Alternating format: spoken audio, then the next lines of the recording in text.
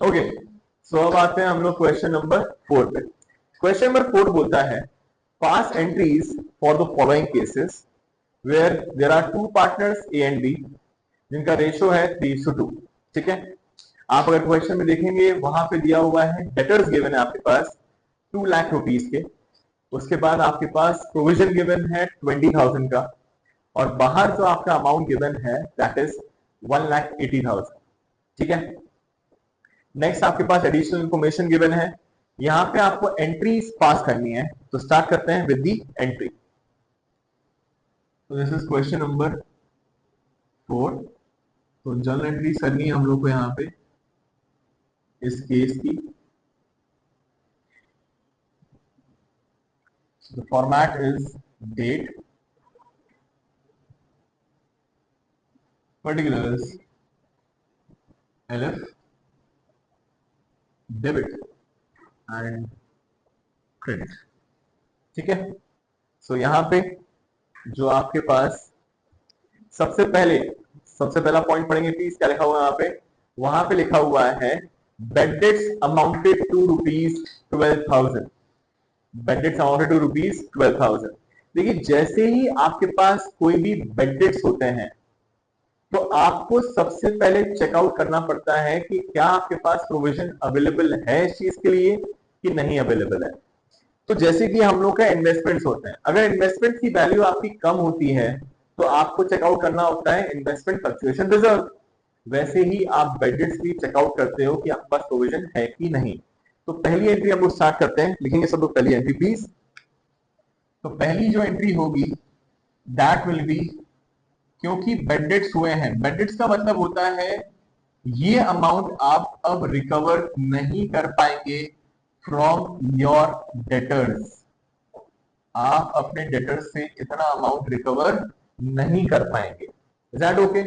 सो यहाँ पे आपका जो नुकसान हुआ है वो हुआ है 12,000 रुपीज का।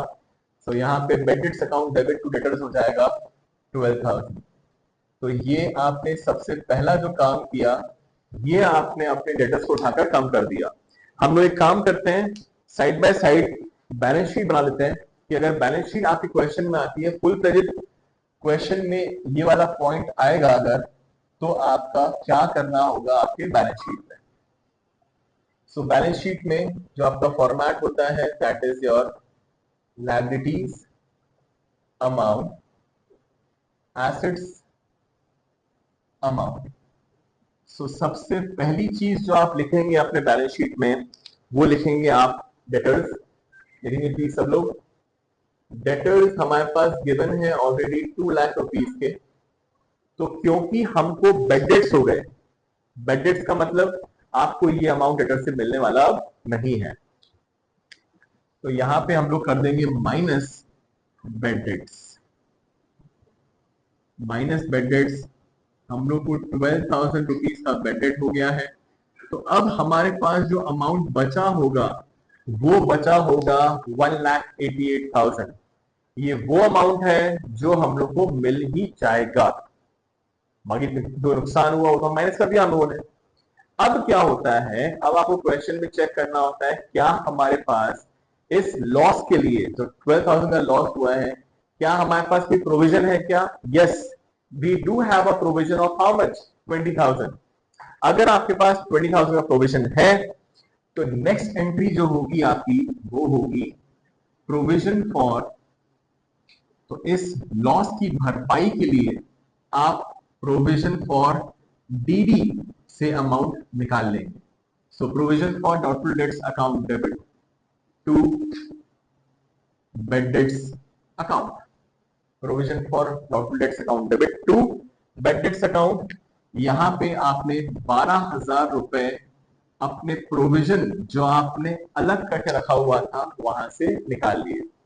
इसको मैं अलग से शो कर देता हूं आपको कि आपके पास जो प्रोविजन ऑलरेडी अवेलेबल था वो था 20,000 रुपीज का।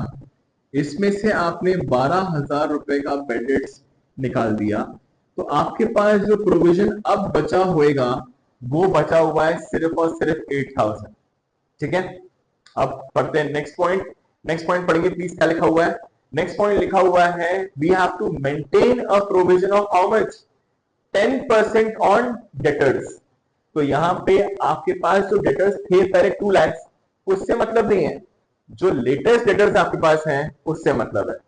तो यहाँ पे आपके पास जो प्रोविजन होना चाहिए वो होना चाहिए 10%। तो यहाँ माइनस कर देंगे हम लोग provision, 10% of this amount will give you 18,800। ये हो जाएगा आपका 18,800 आपका होना चाहिए प्रोविजन, ठीक है।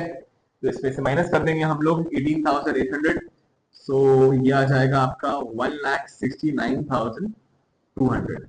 तो this is the final amount जो आपका बाहर अपीयर हो जाएगा।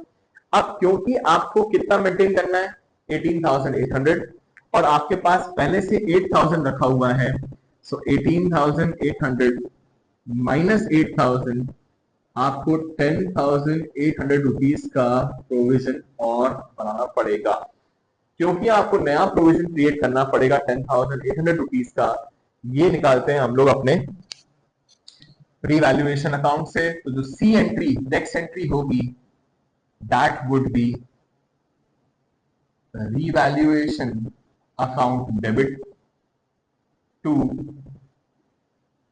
Provision for doubtful debts account. So आपने 10,800 रुपीज का नया प्रोविजन क्रिएट कर लिया, तब जाके आपका 18,800 पूरा कंप्लीट हो पाया होगा। अब द लास्ट एंट्री, यहां पे there are 2 partners A and B, तो यही रीवैल्यूएशन का लॉस बटेगा आपका ए और बी में। So it will be A's capital account debit, B's capital account debit to revaluation account. ये बांटेंगे आप 3:2 के रेशो में, तो ये आ जाएगा 10,800। इसको बांटना है हम लोग को 3:2 में, तो ये आ जाएगा आपका